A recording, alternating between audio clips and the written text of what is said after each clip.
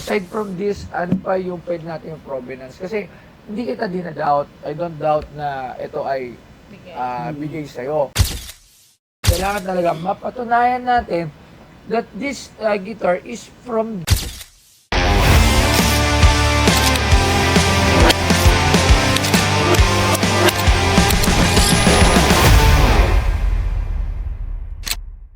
Bisita, pasok ang bisita! Bakit ngayon lang ang bisita? Kanina pa ako rito! Hindi, joke lang. Magandang maga. Wow, ano yan, dala mo? Gitara po ni ano? Ano mo na pangalan? John Talagon. John Talagon.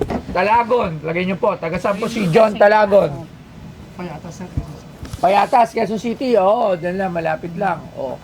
Ano naman ang dala mo sa akin? Ang bali ano yung boss travel guitar ni Joey yan. Travel guitar ni Joey Ayala.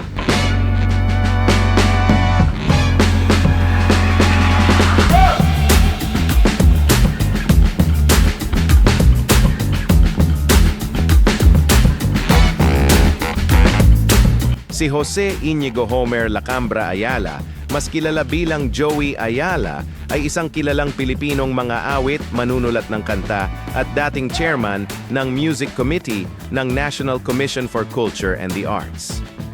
Ipinanganak siya noong Hunyo 1, 1956 sa Bukidnon, Pilipinas.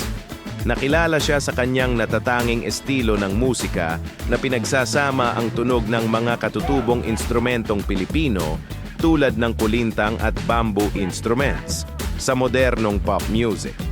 Nagsimula ang kanyang karera sa musika noong 1982 nang maglabas siya ng album na nai-record sa isang makeshift studio sa Davao City. Sa kasalukuyan, nakapaglabas na siya ng 14 na album.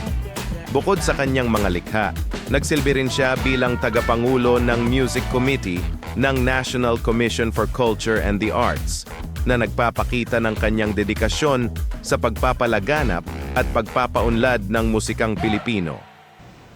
Para sa hindi nakakalam, si Joey, kilala mo si Joey Ayala? Actually, wala akong... Si Joey Ayala ay kilala sa Makati. Nandun ang Greenbelt, nandun ang Glorieta, nandun yung maraming building. Bakit? Sa Ayala. Ayala. Hindi. Si Joey Ayala ay isang kilalang musician na nagpasikat ng kanta ng mga makabayan. Hindi, pero kilala ko si Joey Ayala as isa siyang, kumbaga, lapit mo. Pioneer na ano na sir. Oh, musician talaga siya. Well-respected musician si Joey Ayala. Tribal na. Sa mga channels sa IBC13, alam ko yung mga naririnig siya. ko lang yung name niya. Pero Parang siya rin ba yung may kinanta siya na parang sa... Karaniwang tao sir. Oo, alam ko. More on ano siya eh. ano po ba yung sabi ko? Makabayan at makabuluhan. Si Joey Ayala is a musician, artist that expresses himself na may kabuluhan. So, isa siyang, hindi siya basta artist lang na ano, kumbaga, Kalikasan mga. yung kalikasan. Alam ko meron siyang kanta na sikat sa kalikasan eh. Yung, a coconut nut is a Hindi siya yun giant. lang Ay, eh. di ba yun? Sino ba That's- yun? that's Let's na go kay yata. mga tingnan doon. Sorry. So, i-search na lang natin yan at ipapalabas ng mga editor natin yan Oo. kung sino si Joey Ayala.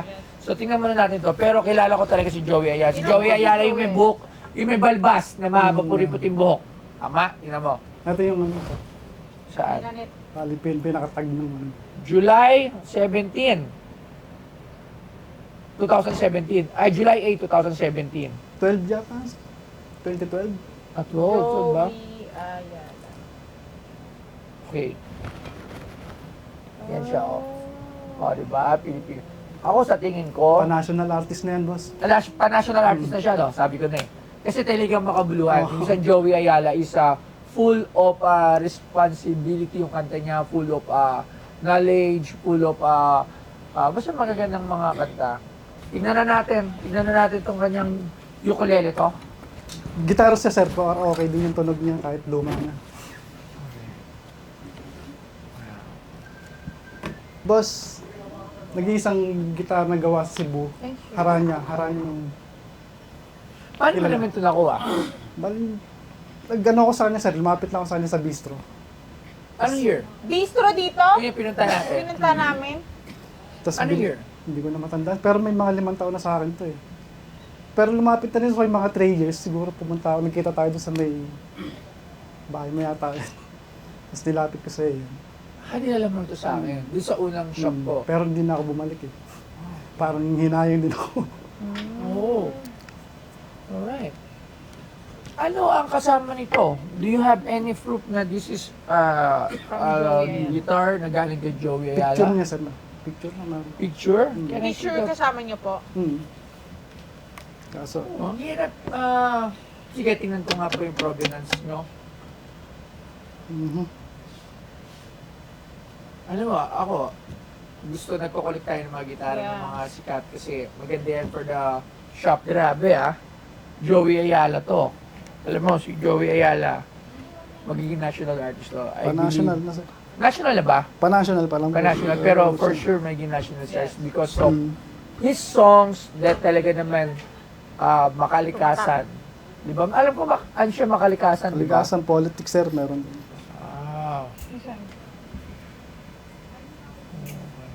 Paano, wala po yung mismong binigay or something.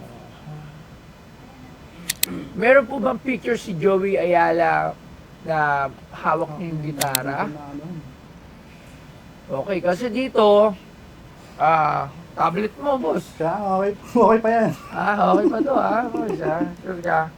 So, ano po trabaho nila? Taxi driver ako boss. Taxi driver. So, mahilig ka sa mga banda. Fan. So, aside from Joey Ayala, ano yung mga pinapakinggan mo? I-heads talaga yung unang-una. Hits. Yes. Pinaka ano, Ilan taon ka na? 43 sir. Magka-reach tayo. So, napunta natin Ligaya High School tayo. Walang labas, di ba? Oo. Ako rin, doon din ako na, yun yung mauna ko Ako talaga. Same age kami, so, isa talaga din yung mga napapakinggan namin. Okay. Meron kang picture na kasama si Joey Ayala and you're holding the guitar. Aside from this, ano pa yung pwede natin yung provenance? Kasi, hindi kita dinadoubt. I don't doubt na ito ay bigay sa'yo. Pero syempre, kailangan kasi dito ng provenance. Kailangan talaga mapatunayan natin that this guitar is from Joey Ayala. Yun na lang boss yung ano, yung pinaka-etiketa niya. Sa Yun nga Kaso pangalan. pero luma na yung Luma na rin yan. luma na yung tape, makikita mo. Sabay din. Okay. Magkano ba ito binibenta? Kayo ba ay naghahanap ng mga diamond rings na napakaganda at napakamura? Ito lang yan, dito lang yung maratapos sa Bustol by Bustoyo at ito na nga siya, tingnan nyo! Ano pang inaantay nyo?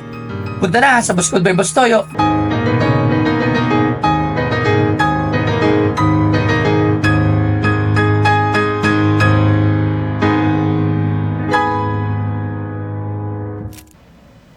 Kwenta sa ano. 50,000. Ito sana kung may ano siya, may signature. Actually, the price is okay siya. Tatawad do konti lang. Pero the problem is the provenance.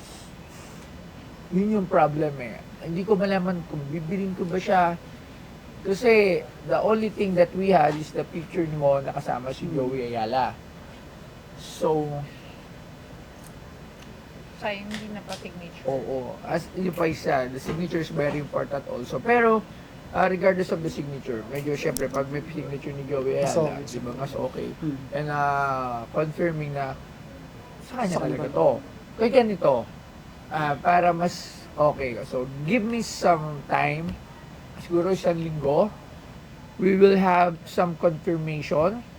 Tingnan Kay natin Joey. kung ano magagawa Connection, natin kay with Sir Joey Ayala to confirm na that this is actually Gusto ko sana siyang puntahan ulit sa bahay niya para ipaalam sana na ibibenta ko sa alam mo, hindi naman niya mamasamayin yun kahit binigay parang mo yun. ano din parang. Baka kasi diba, usually gano'n. Kasi sabi nga ng iba, okay, pagkaregalo, kailangan pangalagan. Pero sa buhay kasi, mas maraming mga importanteng bagay na kailangan, di ba? So marami na rin nagpunta rito na minsan gano'n din. Parang ayaw mo talaga. Ayaw din talagang bitawan. Pero nga kasi syempre, kung talagang may pangangailangan ka and meron ka talagang pwedeng pagpunan, di ba? At isa naman doon is may kita naman sa akin. Kumbaga, nakatabi, secured, mas maayos, hindi mapapabayaan lang, di ba? So, I'm giving you, bibigyan kita ng 1 linggo kung okay lang sa'yo ha. Gusto ko kasi muna ma-confirm natin to mas maayos. Mapupuntahan niya ba? Kahit Pero hindi ko kasi alam kung Hindi. tumundong ba siya o abot. Hindi, ako na yung gagawa ng paraan Okay. para ma-confirm tong gitara mo. Okay, bigyan mo lang ako ng 1 week. Iwan mo yung number mo. Tapos bumalik tayo dito. Magtawaran ulit Sige, tayo. sige. Di ba, malay mo mapasign pa natin yan. Mapapunta, pag nakausap ko siya, pag naroon ng connection, have a time to sign this, and para mapatunayan na sa kanya talaga galing, then, Okay. balik ka dito. Okay ba yun Sige, sa'yo? sige. Okay lang. Taga saan ka? Diyan sa payatas. O, payatas na pala siya, okay. So okay lang sa'yo. Okay, isang linggo lang. O kahit siguro ba bali mo, mga 3 days, okay na siya. Sige. So, give me some time lang para ma-confirm to. Kasi, ngayon kasi pag bumibili ako, gusto ko kompleto eh. Para wala nang problema. Wala Actually, pwede ko na itong kunin dito, ipa-approve doon. Pero kasi, baka nga mamaya, hindi mangyari. So, di ba, gusto ko lang makasigurado. Kasi para pag dinisplay siya sa tindahan ko, okay. wala nang tanong-tanong. Kasi kunyari, bibigyan natin sample. Ito, nakaganyan siya sa gitara. Joey Ayala's guitar. Where is my provenance? Where is my proof? Wala. Hindi ko naman pwedeng sabihin, ito, may picture ako. Ayun. Hawak mo lang yung gitara. Pwede ko sa'yo na kinuwento mo lang. Sige, sige. Yung mga possible na tumingin, paano sila, kailangan mo talaga ng concrete proof na this is galing kay Joey Ayala. Pero naniniwala ko na kay Joey Ayala to.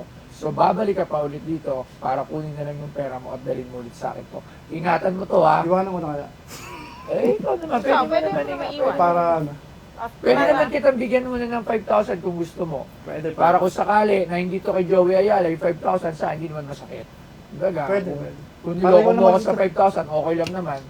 Hindi naman ako. Ikaw na mismo ang papirma para mas Yes, ayusin ko. Tapos, balik tayo. Okay. Papabalikan kita. Pero we're not deal on 50,000 yet, ha? So, malay mo, maging 35, di ba? No? Di ba? So, okay. Pero, papautahin kita ng 5,000. Okay. Utang yun. Sige, sige. Okay, so... Okay, so yun. Sige, maraming salamat, brother. Thank you very much. At sana, sabi ko nga kung... Sana mapasignature. Kung hindi nga to kay Joey Ayala yung 5,000 ko, okay lang yun. Hindi naman ako maghihirap sa 5,000. Diba? So, okay lang yun. So, at least, kahit pa paano. So, balik tayo ha. Okay. Maraming salamat, sir. Thank you po. Bali, nag-deal na lang kami ni boss na iiwan ko na lang yung gitara sa kanya para siya na mismo magpapirma. Tapos babalik na lang ako. Kukontakin niya na lang ako. Ay, salamat, salamat.